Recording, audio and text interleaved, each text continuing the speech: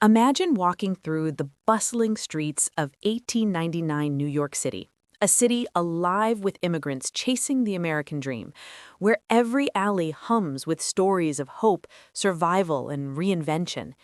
Now imagine that among these crowds live two extraordinary beings, a woman made of clay, bound by magic, and a fiery spirit of the desert, trapped in human form.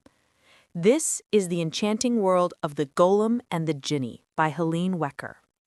At its heart, this novel is a tale of two outsiders, Chava, the Golem, created to serve but cursed with too much awareness, and Ahmad, the Jinni, a creature of fire and freedom who suddenly finds himself bound to the earthly realm. Their paths cross in the immigrant neighborhoods of New York, Chava navigating the Jewish community of the Lower East Side, and Ahmad living among the Syrian population of Little Syria. While the Golem struggles to hide her true nature and blend into human society, the Jinni rails against the limitations of his confinement. Despite their differences, they form an unlikely friendship that blossoms into something deeper as both search for meaning, identity, and belonging in a world that neither was meant to inhabit. What makes this book truly captivating is the way Helene Wecker blends historical fiction with folklore. She paints an immersive portrait of turn-of-the-century New York, filled with detail. The smells of the bakeries, the clamor of the docks, the stories whispered in tenement hallways, while weaving in the rich traditions of Jewish mysticism and Middle Eastern mythology.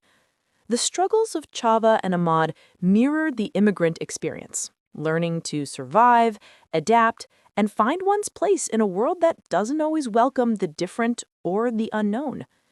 Yet beyond the magic and history, The Golem and the Jinni is a story about humanity itself, about loneliness, compassion, and the need for connection. It asks questions we all wrestle with. What does it mean to be free?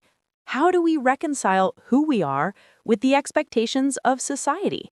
And how do we find love and belonging when we feel like outsiders? So, if this glimpse into the world of Chava and Ahmad has piqued your interest, I highly encourage you to dive into the full audiobook and let yourself be swept away. It's a story of wonder, struggle, and hope that feels both timeless and deeply relevant today.